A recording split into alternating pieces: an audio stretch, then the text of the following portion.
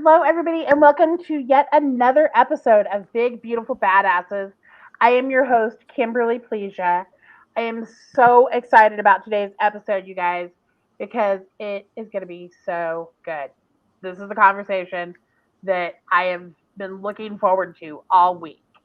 But before we jump into that, if you want to be a supporter of this broadcast, just go to buymeacoffee.com/, this fat girl life. You guys know I live on coffee anyways. Every episode you see me drinking it. By supporting this broadcast, you are part of the message. You will help, make some decisions when I do polls, getting opinions. You will have access to sponsor only content. And you guys, it's $5. It is $5 to buy me a coffee. You can't even pay that at Starbucks. So buymeacoffee.com/, this fat girl life. So today I have Miss Becca Newkirk with me. Becca, thank you so much for being here. Yes, thank you for having me. I'm excited. Of course. So before we jump into things, why don't you tell everybody just a little bit about yourself? Yeah, absolutely. So my name is Becca Newkirk. I am a therapist specializing in complex trauma. I operate from a healthy at every size aligned perspective as a therapist. I've always been a bigger girl in all of the situations that I've been in and all of the things that I've been passionate about. And I'm also now a coach that's leaning towards supporting people in more self-compassion, more self-acceptance, letting go of the perfectionism, and just learning to show the fuck up as the person that you were meant to be, as the person that you already are, and still be able to reach goals without forcing yourself to be different right now. I love how you put that of just showing the fuck up. Mm-hmm. Because that is something, especially being plus size. Yep. We, for so many years, have been taught to hide in the shadows. Yes. Be the little wallflower. We should be seen and not heard. Mm-hmm. And so I love that is part of your mission, your mantra is show the fuck up. Yes. Don't be afraid to take up space. Like, like I can't tell you how many people I talk to on like a daily or weekly basis who are just always trying to shrink themselves emotionally, shrink themselves physically, shrink themselves in all of these different ways, shrink their lives to fit other people, what other people want from them, what other people expect from them. And there's so much fear around pushing back and setting boundaries and just identifying like, you know what, this is the body that I live in. This is the life that I created for myself. And like, it is what it is. And I'm going to own that. And like, if you don't like it, you can go away. Well, it's not even the body. It's the personality that goes with it. Yeah. I'm going to speak for myself. I don't try to speak for other women or other men or, I'm not like the representative of the plus size community in any way, shape, and or form. But for myself, I was always taught, I need to be a little bit more in the background. Yep. So I wasn't really allowed to embrace my personality. And now, as a 45-year-old woman, finally, I am figuring out I've got a pretty damn big personality. Yes. And podcasting is perfect for that. Mm-hmm. I love that I get to show my personality and just be whoever the fuck I want to be. Yep. Mm-hmm. And so now I'm to that point where I know my butt takes up space. Move over. Mm-hmm. That's kind of where I'm at, is move over. Yeah, absolutely.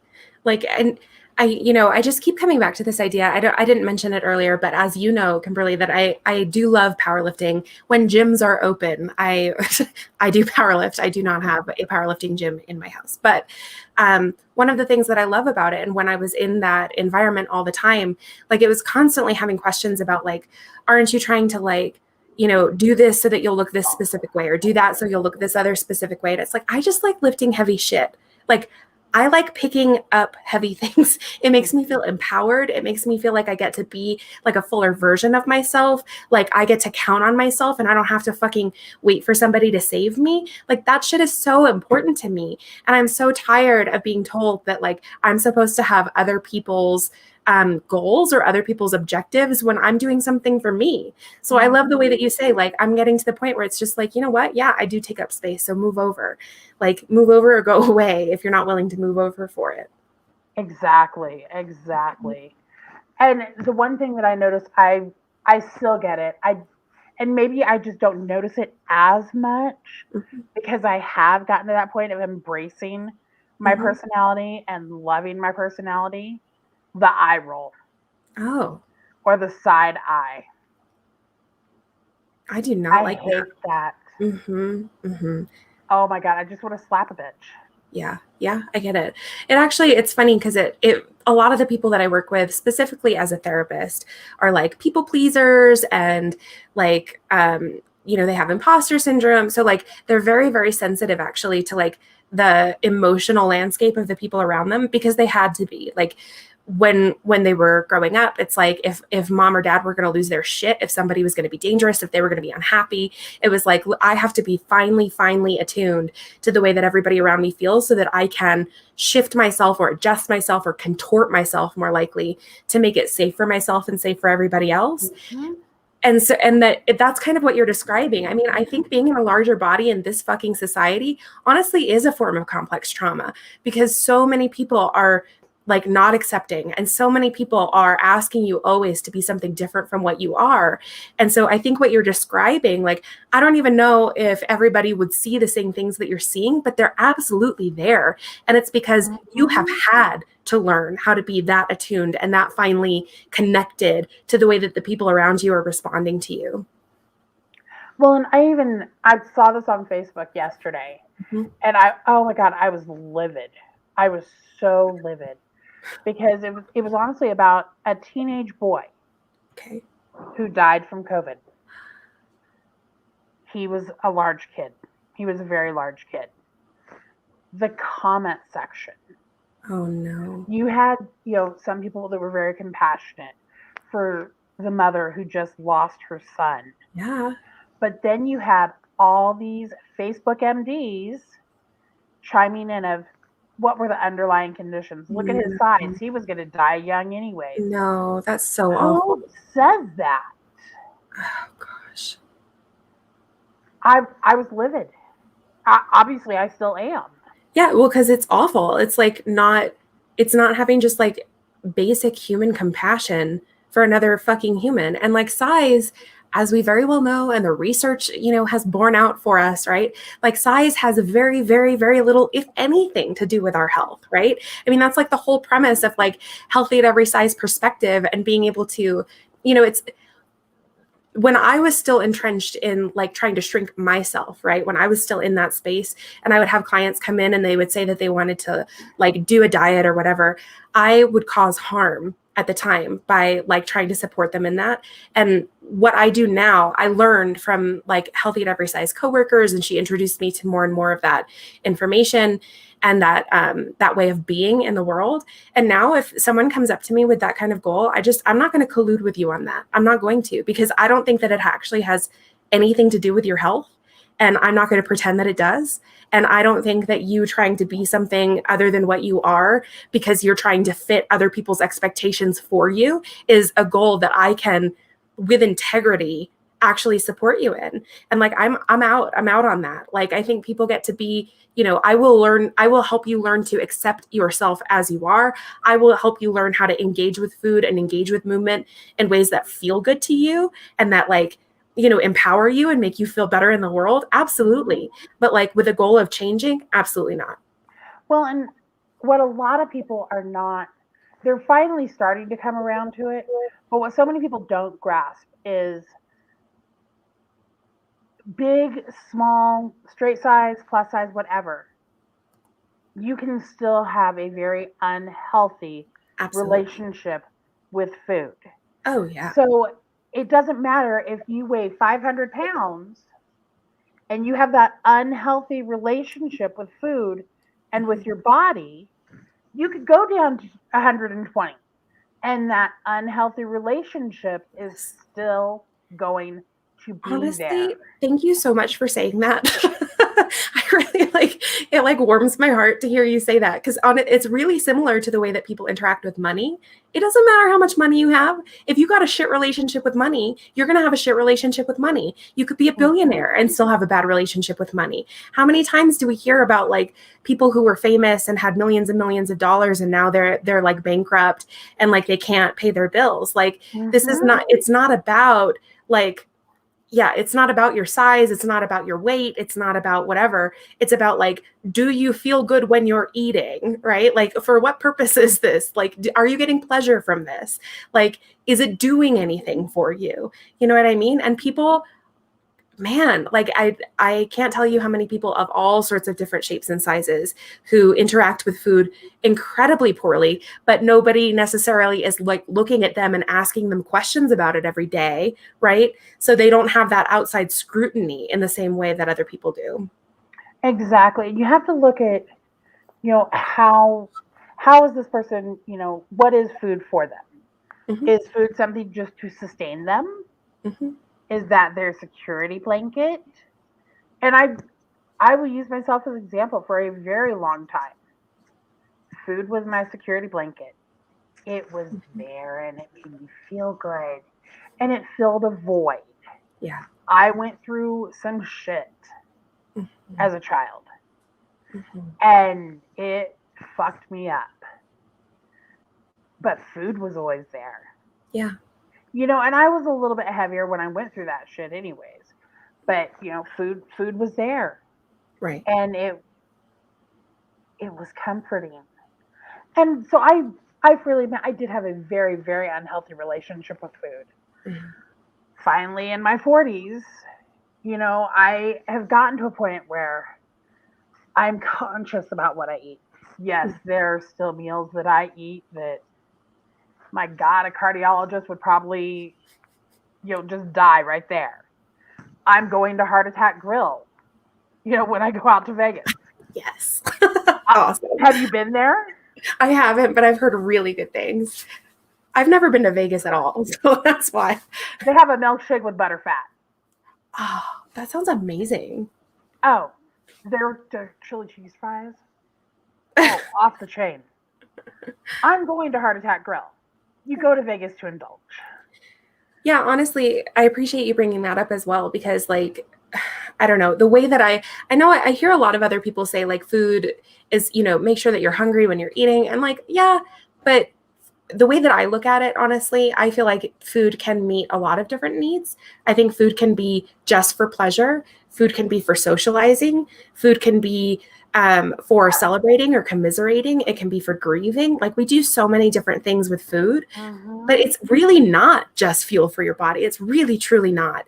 And like, when we give those messages about like, you should really only be eating what your body like needs or whatever, we're ignoring like whole facets and dimensions of self. Like, we're ignoring whole parts of who we are. Like, we are emotional and social beings. Like, you're not going to eat at your friend's birthday party. Like, you're not going to like, eat your late mother's like favorite meal when you're remembering her. Like, that shit matters.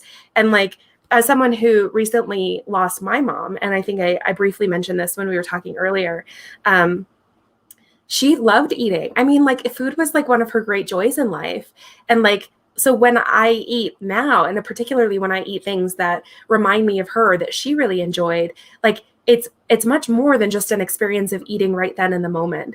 And I think to ignore that is like fooling ourselves and setting ourselves up for like weird relationships with food and weird behaviors. Well, it's just like, I'm going to use drinking as the example. Social drinking. Yep. You go to a work function, Christmas party, Mm-hmm. your work Christmas party. Even if you're not a big drinker, you're probably going to have a glass of wine or something. Right. Because it's there. And that's just part of the atmosphere. Yes. And I totally get what you were just saying about your mom. I've lost my mother as well. Mm-hmm. And my mother's favorite holiday to cook for was Thanksgiving. Yeah. I don't cook the same meal that she cooked. Like, I've developed my own meal. Yeah. But I prepare it. I go through the same motions. Mm. It is beginning of September. I have already planned my menu. That's so awesome. And I am like ready to start experimenting with different tweaks on different recipes. Yes. I want to go to You know, Thanksgiving at your house. That oh sounds awesome. girl, according to my husband, I ruin him for things. I've ruined him for fried chicken. I've ruined him for that. I mean, I do like the Cajun infused turkey, Oh, collard greens, baked macaroni and cheese. I did not grow up in the South, but I can cook with the best of the Southern women. that's amazing. So yeah, come up to Colorado. I'm inviting you Thanksgiving. Yeah. Yeah. But when I'm doing that, I feel that connection to my mom Yep. because I've got the parade going. Hmm. I'm drinking my coffee, and that's what my mom did Hmm. every year. So there's that connection through food, through Yeah. that meal. Yeah. And So I really love what you're saying too about like when you go to Vegas, like you're going to go to the Heart Attack Cafe. Like one of the things that I tell my clients, and frankly, that I tell myself a lot too, is like, look, just make the fucking decision. Like, don't, this is not about, it's about being able to decide. Like, I want you to feel empowered with the way that you interact with food. I want you to be empowered in your body. And that means like, if you're going to overindulge, fucking decide that you're going to do it and then do it big and do it real and give yourself all the opportunity to do it instead of this weird little half-ass thing that we tend to do of like, oh, well, I have to be careful. Like, I don't want to, overindulge or whatever. I don't want to make myself sick. And then we end up doing it anyway. That's when we actually make ourselves sick. That's when we actually eat more than we even intended to. Like, if you just give yourself permission, like, I love this food. I'm going to eat a lot of it. It's going to be amazing. I'm going to prepare for it. I'm ready for it. I'm excited. Then it doesn't put as much pressure on the experience itself. Now it just gets to be, and it's like, if you don't give yourself permission, then you don't even get to enjoy the fucking food when you're eating it. Like, what's that for? Like that, there's really no reason for that. right, because you feel guilty doing it. Yep. You feel guilty afterwards. So then you've spent all this money on this meal For what? for guilt. Yeah. No, I can't do that. I can't do that. If I'm going to spend the money and I'm going to do it, like I'm at that place in my life finally where go big or go home, Yeah. and Vegas is one of those places where you can actually do that. My husband and I are going to Denver tomorrow just to get out of town. Mm-hmm. One night away, relax. He's going to, there's a train that is really excited to see. Mm-hmm. And we're going to a Cajun restaurant, I think. Because we can. Yeah. And yes, we will probably overindulge. But tonight I'm having turkey burgers with steamed vegetables Mm-hmm. as the trade off. Mm-hmm. So I'm being intentional in what I'm doing. I know that tomorrow not so healthy. So today we're going to be healthy. We're going to do turkey, lean fats, all that good stuff. But it's making that conscious decision, like you said. Right. And just deciding this is what I'm doing. Yeah. This is how I can compensate for it. Yeah. So I'm not totally destroying my heart in the process, but I get to enjoy the moment.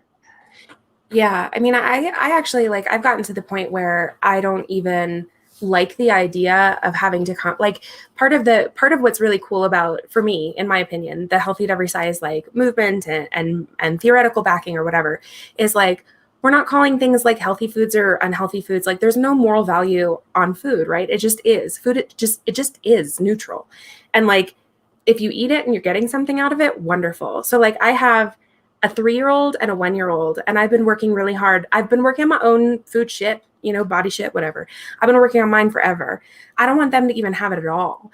And so my tiny people, I just like let them, like the 3-year-old, the 1-year-old's like, she doesn't talk. It's fine. But the 3-year-old, I let her basically eat whatever the fuck she asks for when she asks for it. She wants ice cream for breakfast. Cool. I don't want her thinking any kind of food is like special or like, oh, like this, you did a good job, so you get to have like the cookie or whatever. I just want her to be able to eat what she wants when she wants it. And what I've seen is that is the best possible way to set her up to be able to listen to her body and actually eat what her body wants. Does she sometimes mostly just eat like dairy products and ice cream and cookies all day, yeah, absolutely. There are those days. But there are also days that she'll put down the cookie for a tomato because she really likes tomatoes because she's a weirdo. And like just allowing her to have that, you know, and it makes my sister like supremely uncomfortable because my sister is older than me and she's very, very conscious of like, the, you know, nutrient dense and like what she's feeding her kids. And I just, fuck it. Like you know, what does your little body want? Because that's what you're going to eat. And what I find myself trying to do on days that like I babysit my grandson, he's one. He's really not able to make, you know, to verbalize decisions on what he wants. So, you know, the other night we had him over here, and we made grandma's tetrazzini. And I was like, okay, so we have tetrazzini, we have this amazingly rich Alfredo bread. Let's throw a vegetable in with this. You know, let's throw some color on this plate. Yeah. And you know, we did the vegetable and the pasta and the bread. Yeah. And my thinking was, you know, as long as you have some sort of vegetable on there, I'm happy. Eat your veggie, and then you can have peach cobbler for dessert. Right. Absolutely. Yeah. You know, I love it. I love it. I love the way that you have like done so much of your own healing. I love the way that you're sharing that healing with other people, and particularly your tiny little grandson, like 1 year old, and he's already having all of this like amazing role model. Like that's incredible, you know, and, you know, yes, absolutely. I hear what you're saying. It's just like offer variety.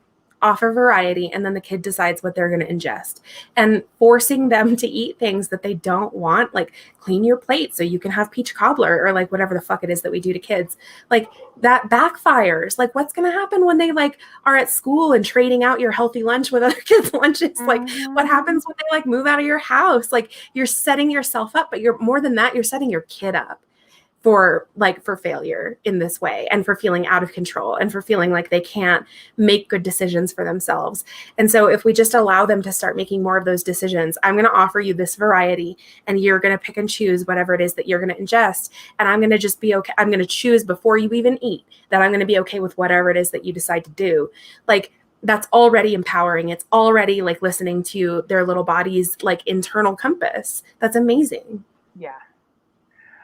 Well, Becca, I want to thank you so much for coming on here. I do have one final question for you. Yes. Because we've both fully admitted we were not always in this place that we're at now, where we are comfortable with the space that we take up. Right. So if you could go back and talk to the younger you who was still afraid of that place that you take, what would you say? Oh man. That's like a profound question. So I'm like taking the requisite time to really think about it. I feel like one thing that I find myself saying to people a lot now is, if you think about somebody that you really truly love, like your husband, your mother, your kids, or if you even a pet, like if you don't have kids, like your cat, you know, when you see like that cat, do you think about like, oh, the rolls and like the chubby and like, oh no, I need to put them on it? No, you fucking see this little creature that you adore. You see their like essence radiating out of them. That's what you love. And when people who love you see you, that's what they see. It doesn't matter. They are not paying attention to the cellulite. They are not focusing on your waist size. Like they see a person, and you have so much more to offer than the size and shape of your body. I absolutely love that. With your permission, that part that you just said there at the end, you have so much more to offer than just the shape of your body. Mm-hmm. I would like to make a Canva print thing of that and put it on the page. I would love that. Yeah. I think that is amazing. And that's going to be not only on Facebook, it's going on Instagram, it's going on everywhere I can put it. Yeah. Because that just gave me all the feels. I'm glad. All the feels. Well, you guys, we are going to call it for today. I will be back next Sunday. I cannot remember who I have coming on. I am so sorry. Like my mind is drawing a blank. But I'll post it during the week for you. So definitely, you're going to want to tune in next Sunday. You guys know I'm bringing on these amazing people. Becca is a prime example. Becca, again, thank you so much for being here. I have loved this conversation, and I think it needed to happen. Thank you. Thanks for having me. Of course. You guys have a great Sunday, and I'll see you next week.